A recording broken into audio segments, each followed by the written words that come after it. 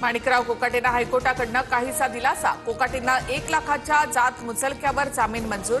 सदनिका लाटल्याप्रकरणी तुर्तास जेलमध्ये जावं लागणार नाही। कोकाटेंच्या शिक्षेला हायकोर्टाकडनं स्थगिती नाहीच। कोकाटेंच्या आमदारकीचा निर्णय विधानसभा अध्यक्षांनी घ्यावा, तो निर्णय आमचा राहील, हायकोर्टाची माहिती। हायकोर्टाच्या निकालाची प्रत प्राप्त झाल्यावर कोकाटेंच्या आमदारकीवर निर्णय घेणार।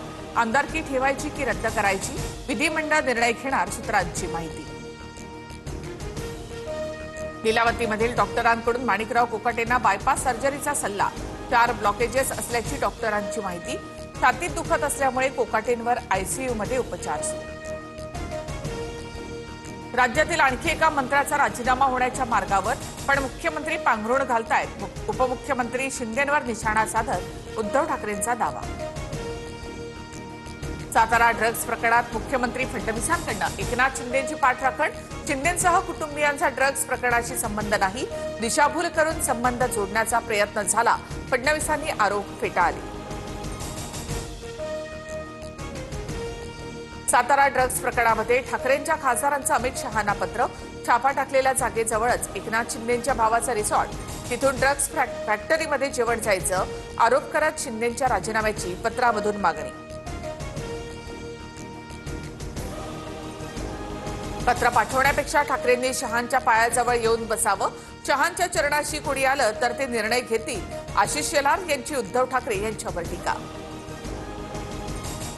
महायुतीच्या जागा वाटपाच्या बैठकीची तिसरी फेरी। मुक्तागिरी बंगल्यावर रात्री 8 वाजता भाजप शिवसेना नेत्यांची बैठक। आतापर्यंत 150 जागांवर एकमत, 77 जागांवर चर्चा होणार।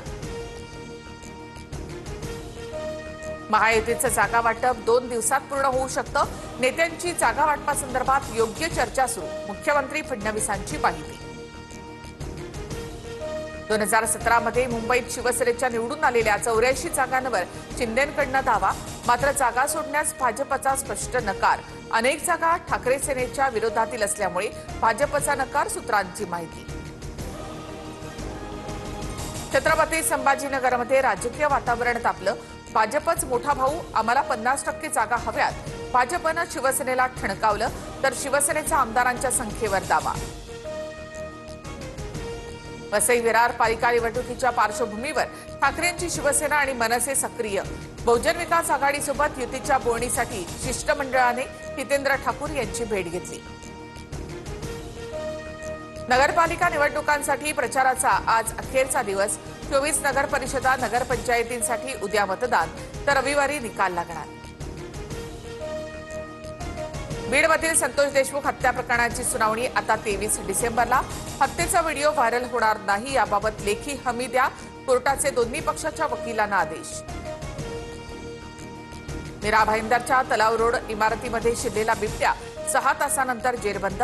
हल्ल्यामध्ये 3 जण गंभीर जखमी। बिबट्याला खोलीत कैद करून दाट मारण्यात वनविभागाला यश।